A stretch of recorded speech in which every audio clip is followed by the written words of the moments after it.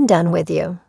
You were stealing $1,500 every month from the money I was giving you, weren't you? When I got home from work, my husband John suddenly started yelling at me. I was confused and didn't understand what was going on. When John, his face turning red, kept going off, I just got a call from Kevin. He said you didn't give them any money as a baby gift, and you didn't even send them the money I promised to support them every month. Have you been misusing the money I gave you all this time? Of course, I had been sending money to my son and his wife every month, and just today I gave them a sum of money as a baby gift. Why would they say they hadn't received anything? I did give it to them. Don't lie. No matter how much I denied it, John wouldn't listen to me. Listen, I'm not giving you any more money for living expenses, but if you bring the gift money to Kevin properly, I'll forgive you. If not, I'll divorce you. Fine, let's divorce then. Ignoring John's surprise, I left the house. Up until now, I had been desperately working part-time to support my struggling family finances. Despite managing both living expenses and sending money to my son and his wife, being treated like a thief was more than I could bear. I couldn't do it anymore with John, who'd just blamed without listening, and I decided to cut ties with my son and his wife, who easily lied and made me out to be the villain. With that decision, I left our home. My name is Mary. I'm 52 years old. I work part-time at a grocery store. I got married at the age of 22 and had a child right away. John works in sales at a beverage company and is often home late, so all the housework and childcare were my responsibilities. While my friends around me were enjoying their free time, all I had to do was raise my child and do housework. There were days when I felt beaten down. However, I desperately worked hard to do housework and raise my child because I chose this path for myself. My son Kevin moved out when he went to college out of state. Although he found a job in state, he started living on his own, which allowed me some leisure time. While I was living such a life, Kevin told me he had a girlfriend he wanted to marry. He's that mature now. I was deeply emotional and arranged to meet them at our home. On the day of the meeting, the woman he brought home was named Ava. She was very cheerful and laughed a lot. Kevin was smiling the whole time, too. I was really happy that Kevin seemed to have found a wonderful partner. Both John and I wholeheartedly congratulated Kevin on his getting married, and things moved quickly. They got engaged and married 6 months after their marriage. John and I were relaxing at home one weekend when our son and his wife came to visit. Dad, I have a favor to ask. Could I ask you to send me some money every month? What's happening all of a sudden? The couple looked embarrassed as they spoke, and both John and I were taken aback. The thing is, we're thinking of starting infertility treatments, but we don't have enough money. Infertility treatments? Is that necessary? A lot of couples do it these days. We're hoping to have kids soon. I could understand how they felt, but they had been married for only 6 months. It seemed a bit too soon. People have children in their mid-30s nowadays, and Ava is only 30, so I don't think there's any need to worry so much.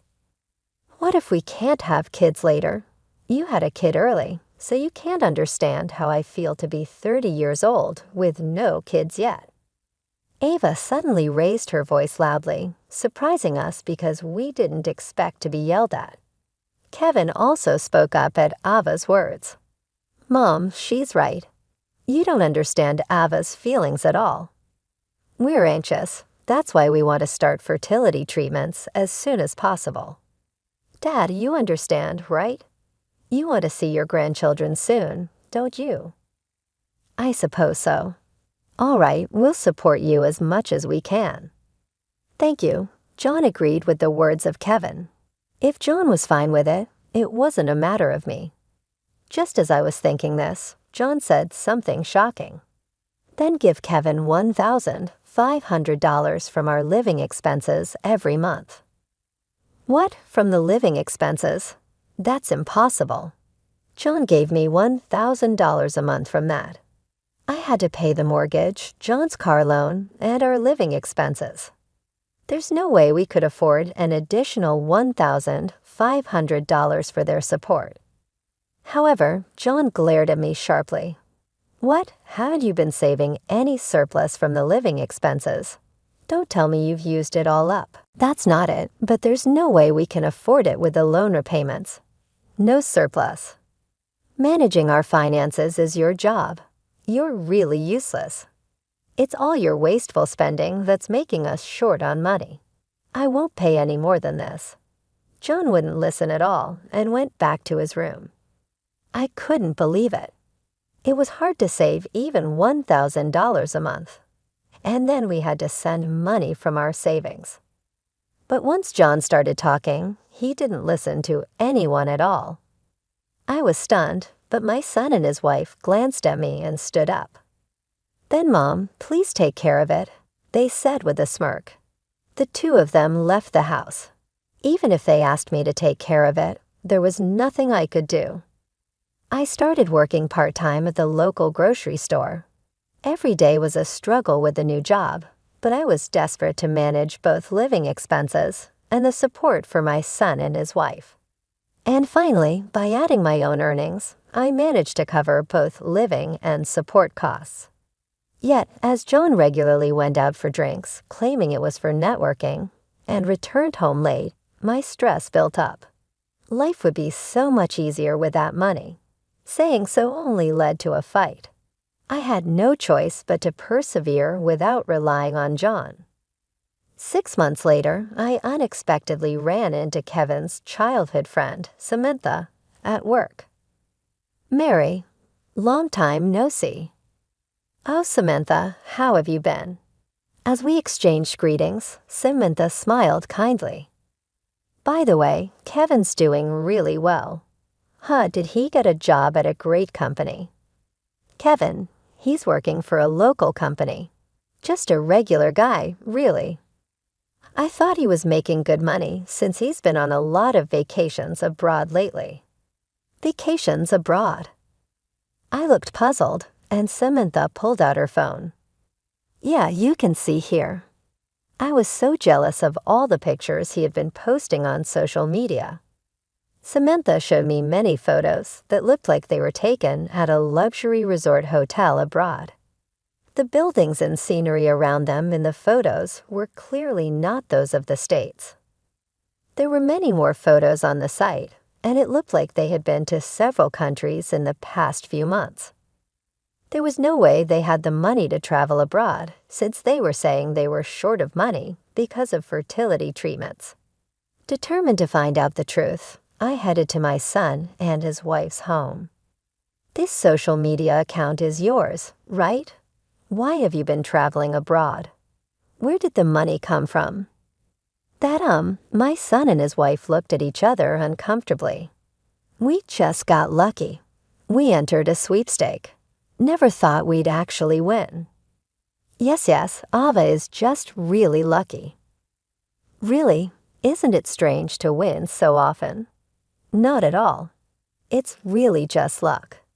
My son and his wife were clearly flustered. I couldn't help but think, are they just fooling around with the monthly support money? I see. How's the fertility treatment going?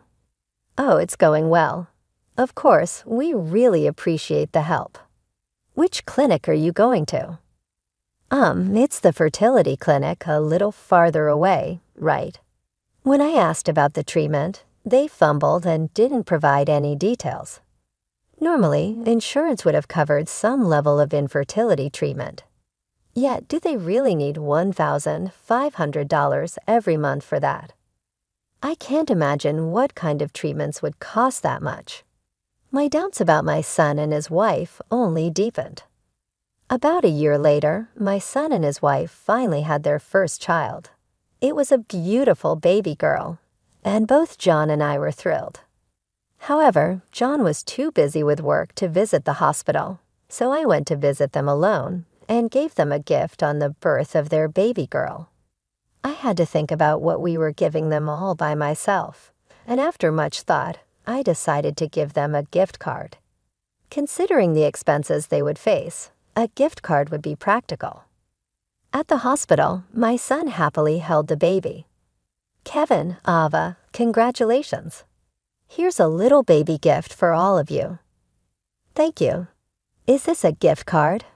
That really helps. How much is it for? It's $3,000. You can use some of it for your baby. $3,000. When I mentioned the amount, their faces fell. Is something wrong? No, it's nothing. The sudden coldness in my son and his wife's attitude was puzzling, but I had to head to my part-time job now. I wondered if I had somehow offended them as I left, feeling uneasy. When I got home, surprisingly, John was already there, and he started yelling right away. Hey, I thought you went to see the baby today and gave them a baby gift. Yes, I did. Don't lie. I couldn't understand why John was so furious, and as he continued, his face turned red with anger. I just got a call from Kevin.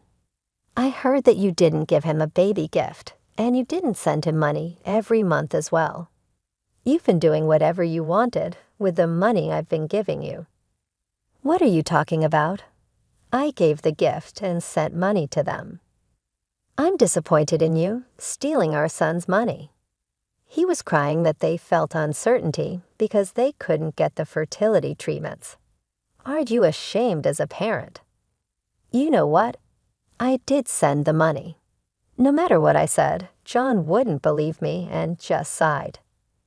Listen, I'm not giving you any more money for living expenses, but if you bring the gift money to Kevin properly, I'll forgive you from your own hard-earned money. You understand? John's words cooled my head instantly. Why does he only believe Kevin's side of the story? He was convinced that he was right, talking down to me.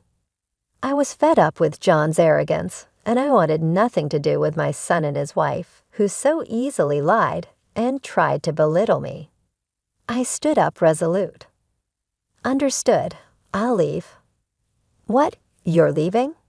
Yes, I don't need your forgiveness. John was trembling as he spoke. Do you even know what you're saying? I might as well divorce you. Okay, let's divorce then. Grateful that John was willing to grant a divorce, I left the house 2 weeks after moving out. John was calling me every few minutes after work. I was about to block his number when he called again, and I accidentally pressed the answer button. Hello, do you need something? Please communicate through a lawyer about the divorce. Wait, it's not about that, Mary. Please, let's have a talk.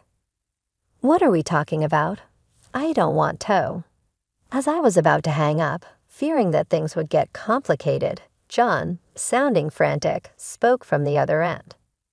Listen, I just got all these bills today for gas and other things, and I can't pay them. I didn't expect them to be so high. Is that so? That's tough. Don't be so cold. You wouldn't think just gas, electricity, and water could cost over $300, would you? I've already spent all my salary and savings this month. I was speechless, appalled. Utility bills over $300 were not very unusual. It was a good-sized house there, and if he lived without thinking anything, it was only natural that it would exceed that much. Besides, he was the kind of person who would leave the water running when I told him to save it.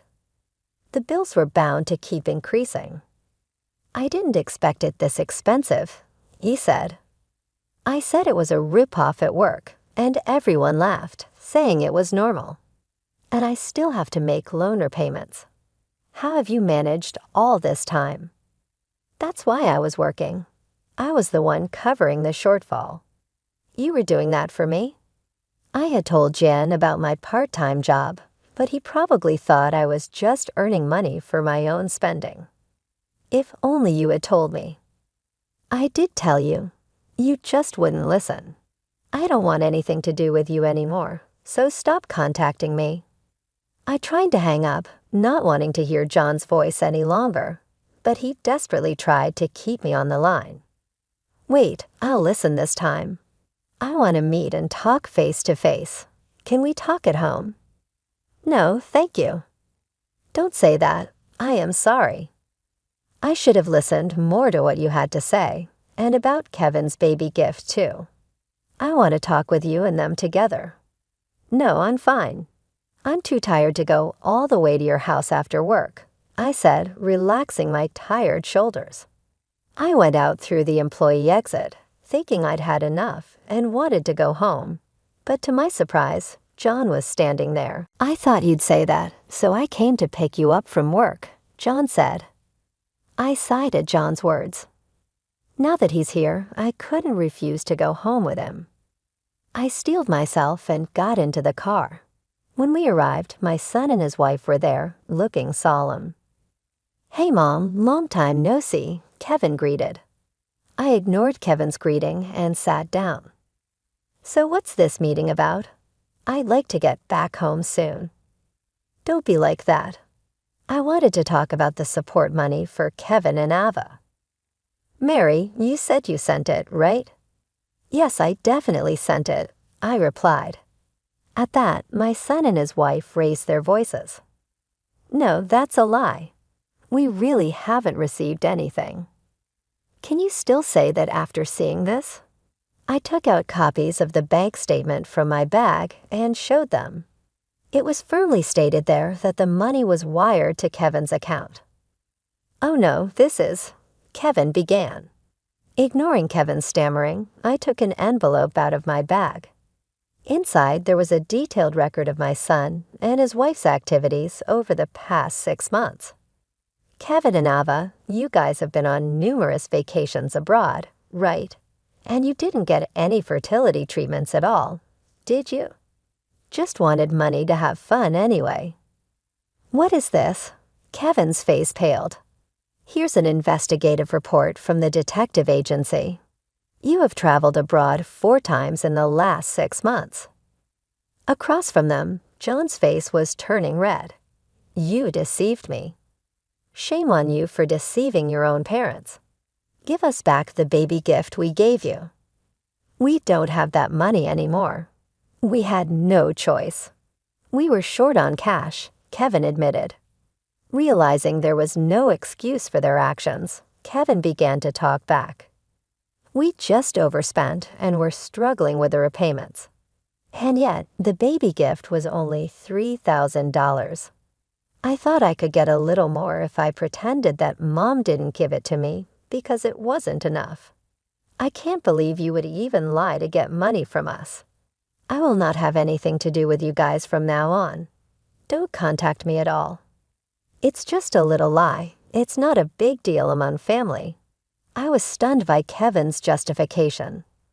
Did they not know that if he lied and got money from us, even if we were his family, it would be an act of fraud? "We're facing tough times ahead. We want to build a house. We are family, so you should forgive this much." "No way, you are disowned," I declared. "Wait, please. It's true that Kevin did something wrong. I'll talk sternly to him. Please forgive us." Ava spoke up, to which Kevin turned on her. "Why is it all my fault? It was your idea in the first place. Don't make things up. You were the one who said if we say we need money for fertility treatments, they'll give it to us," Kevin argued. As they began to argue, John clenched his fists in anger. "Enough. Both of you are to blame. Never come to see us." John was visibly furious, his legs shaking with irritation. They must have been expecting to continue receiving financial support. The son and his wife had to look down silently and disappointedly. "I was wrong. I should have believed you. I apologize. Can we start over?" John then turned to me and apologized. I had never received an apology from John throughout our marriage. Perhaps the old me would have forgiven him just for the apology, but now my love for John was gone. No amount of apologies would change my mind. I've already filed for divorce, so we're strangers now. Don't say that. It's been hard managing the household chores since you left. Look at this mess. Isn't it terrible? Indeed, the kitchen was littered with trash, plastic bottles scattered on the floor, drugstore bags strewn everywhere. A stark contrast to how it was when I was around. And you want to drive me back to take care of the house. I'm not a maid. Of course not, but I can't manage without you, Mary. All I could do was sigh at John for being so selfish. It seems I had always been just a convenient housekeeper to him. I can live without you. In fact, I can manage better on my own, I said confidently. But if you're only working part-time, the income isn't that great, right? You might struggle, he replied, concerned. Living alone is far easier, actually. I don't need to pay rent since I live in my parents' home. Unfortunately, there's no benefit for me to continue living with you. So I'm leaving, I explained, making my stance clear as I stood up. John grabbed my arm. Wait, I'm really in a tough spot. The gas and water have been shut off. I can't make it on my own. Why are you out of money? What did you spend it on since you left? I thought $500 was enough for living expenses, so I spent the rest on horse racing. John admitted, hanging his head in shame. I was utterly dismayed. This was the result of doing whatever he wanted, because he thought he would be able to save money on food and other living expenses with me gone. I have no obligation to help him. If it's really that tough, why don't you ask your own son for help? I suggested, feeling that it was pointless to stay involved with these people. I left the house while they were still arguing, blocking their calls and cutting ties completely. Later, I heard that John, having had his utilities cut off and unable to manage on his own, moved in with Kevin's family. He must have realized that he could not live on his own after all. Even though he had made so much fuss about disowning his son, he now relied on him for financial support. But it was too late. I was glad I divorced him before his gambling addiction worsened. Life is still long, and I want to enjoy it to the fullest.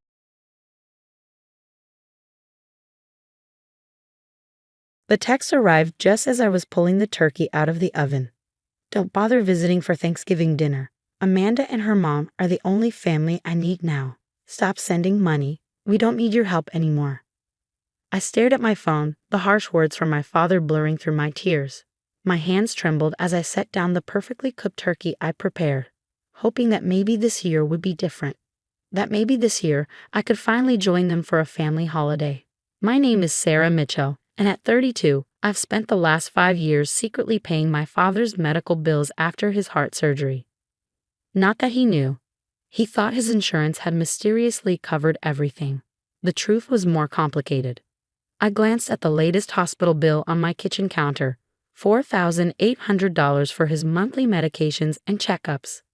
Money I'd been quietly paying since his first heart attack, coordinating with the hospital's billing department to keep my involvement hidden. My father thought his premium insurance was covering it all, never questioning why he didn't see the bills. The next text buzzed through. Amanda got straight A's this semester. That's what a real daughter looks like. Not someone who abandoned her family to move across the city. I hadn't abandoned anyone. I'd moved 30 minutes away to be closer to the hospital where I worked as a nurse.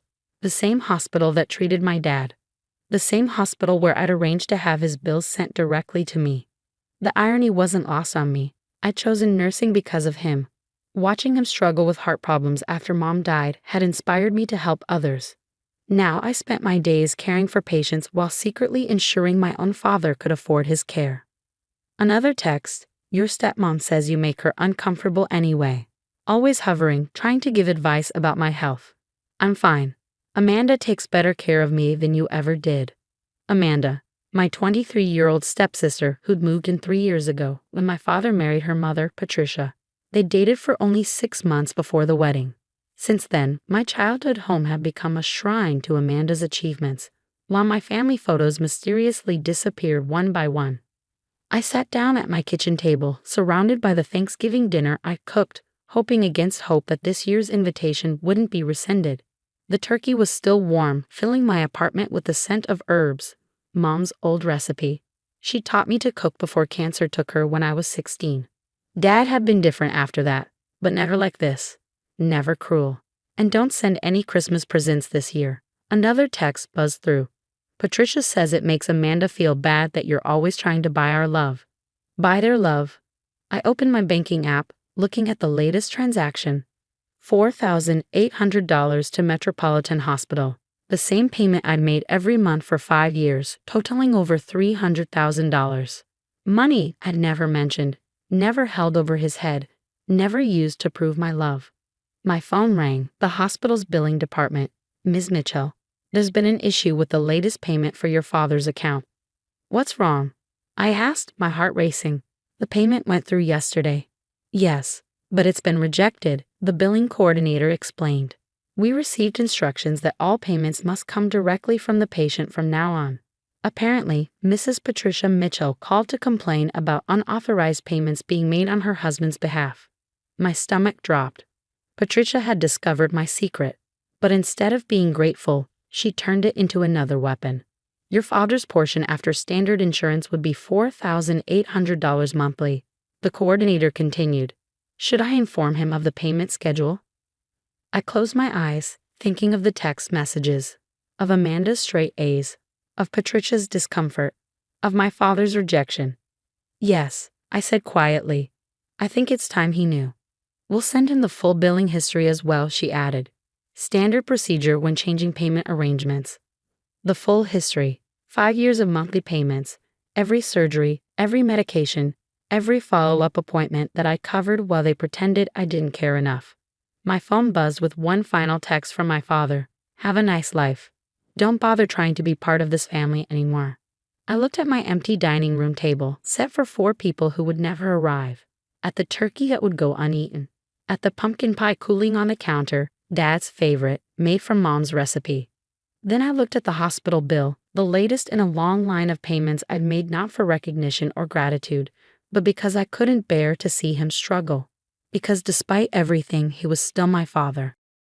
Please, I told the billing coordinator, make sure he gets the full history, every payment, every date, every amount. As I hung up, I realized this Thanksgiving would be different after all. Not because I'd finally be welcomed at their table, but because for the first time in 5 years, my father would learn what real family loyalty looked like. The truth was coming, served cold like the dinner growing stale on my table, and somehow that felt like something to be thankful for. The hospital called my dad the next morning. I was at work on an early shift, checking on patients, when my phone started buzzing again and again. First, 3 missed calls from Patricia, then a bunch of angry texts from Amanda, and finally a call from my dad. What is this bill? He asked, trying to stay calm but sounding worried. The hospital says I owe $4,800 a month. That can't be right. My insurance covers everything. I stepped into the empty break room and took a deep breath. No, Dad. I've been paying it for the last 5 years. Silence. What do you mean you've been paying it? He asked. Every bill. Every medication. Since your first heart surgery. I worked it out with the hospital so everything came to me. More silence. I imagined him sitting at the kitchen table, the same one where I used to do homework, where Mom made Sunday dinner, where Patricia now hosts family meals I'm not invited to. That's over $300,000, he said, flipping through papers. $312,000 actually, I said, trying to sound calm, like I do with difficult patients. That's the same amount you told me not to send anymore. More silence. Why would you do this? He finally asked. Because you're my dad, I said. After Mom died, I promised I'd take care of you, even if you didn't want me to.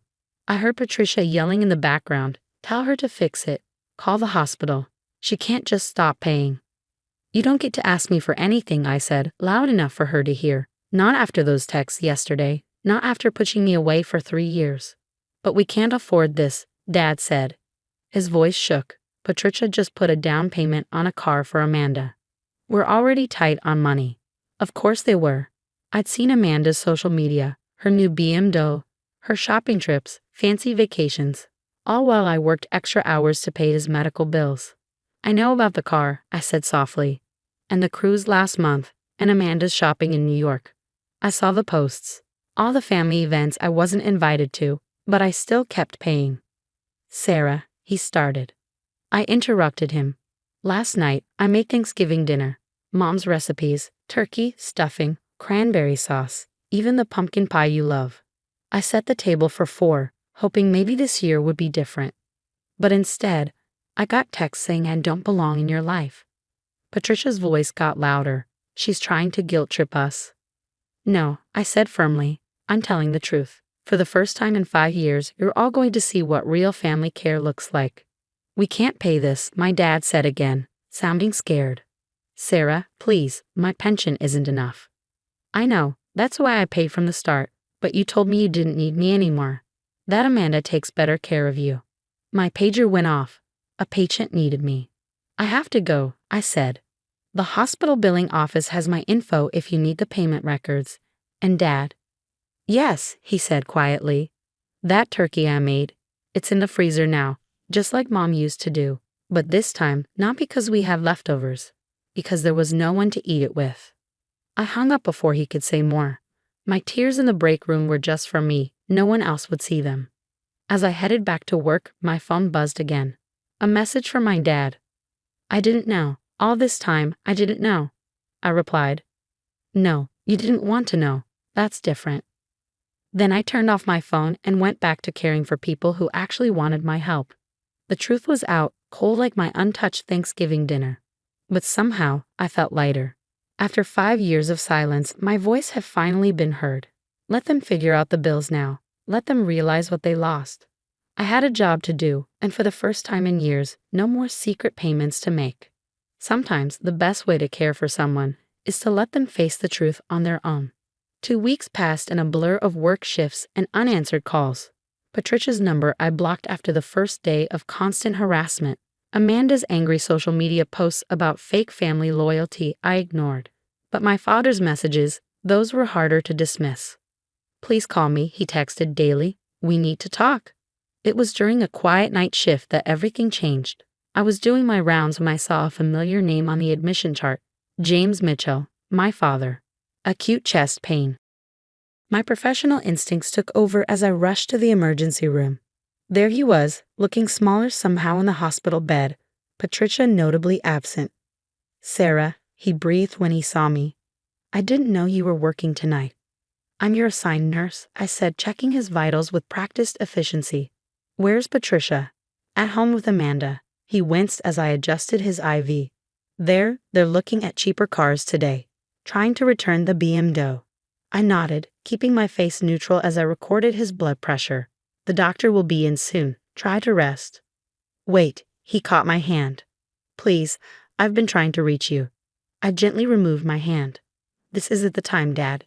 You need to focus on your health right now. No, he insisted, his voice stronger. I've been foolish for too long. When I saw those payment records, Sarah, I had no idea. All these years you were taking care of me while I let them push you away. I continued my checks, professional mask firmly in place. Your heart rate is elevated. You need to stay calm. I found your mother's old recipe box, he continued. Patricia had hidden it in the attic. And your childhood photos, they weren't lost. They were packed away because Patricia said they ruined the aesthetic of the house. My hands stilled on his chart. I kicked them out, he said quietly. Patricia and Amanda. The day after Thanksgiving. After I really looked at those hospital records, after I saw how much you'd sacrificed while they spent and spent. Dad, they've been living off your kindness while treating you like an outsider. I was living off your kindness while forgetting what real family means. His eyes filled with tears. Can you ever forgive me? I looked at my father, really looked at him. Past the medical equipment, past the patient chart, past the years of hurt. I saw the man who'd once taught me to ride a bike, who'd supported my dream of becoming a nurse, who'd lost himself after Mom died. It's not about forgiveness, I said finally. It's about understanding what family really means. It's not about expensive cars or perfect holidays. It's about being there for each other, even when it's hard, even when it hurts. Like you were there for me, he whispered, even when I didn't deserve it. Get some rest, I said, adjusting his blanket. We can talk more tomorrow. But before I could leave, he spoke again. Sarah, that turkey you made for Thanksgiving, is it still in your freezer? I nodded. Maybe when I'm better. We could have that dinner. Just us. For the first time in weeks, I felt myself smile. I'd like that. 3 days later, I helped Dad settle back into his house. A house now peacefully free of Patricia and Amanda's presence. As I heated up the preserved Thanksgiving turkey and Mom's special sides, Dad placed her recipe box back in its rightful place in the kitchen. You know, he said, watching me work, your mother would be so proud of you. Not just for becoming a nurse, but for being a better person than I've been. We sat down to our reheated Thanksgiving dinner, just the two of us. It wasn't perfect. The turkey was a little dry from freezing, the stuffing needed extra gravy. But as we shared our first real meal together in years, I realized something. Sometimes the best family moments aren't the picture-perfect ones. They're the ones that come after the storm, when truth and love finally find their way back home. Dad insisted on doing the dishes afterward, though his hands shook slightly from his medication. As he worked, I heard him humming, an old tune Mom used to sing while cooking. Some things, it seemed, could never really be packed away in an attic. 3 months have passed since then. Dad's health has improved, and so has our relationship. We have weekly dinners now, sometimes with Mom's recipes, sometimes with new ones we try together. The house feels like home again, filled with the family photos Patricia had hidden and the memories we're finally ready to share. The hospital bills. Dad's pension covers them now, though it's not easy, but he insists on paying them himself. It's time I took responsibility, he says. And every month when he makes that payment, I see him remember what real family loyalty looks like. Sometimes the most expensive things in life aren't measured in dollars, but in the courage it takes to face our mistakes and begin again.